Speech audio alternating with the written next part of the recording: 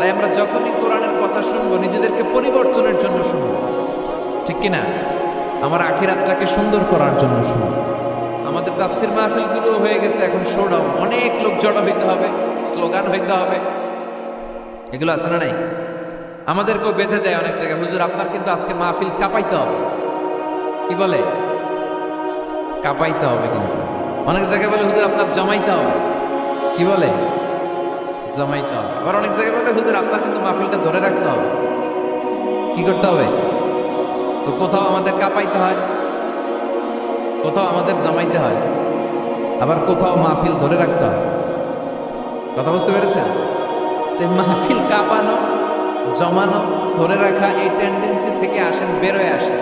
We have to make a change. আপনাকে change আনতে হবে, পরিবর্তন। বিশ্বনবী পৃথিবীতে এসেছেন পরিবর্তনের জন্য। তিনি কোনো জায়গায়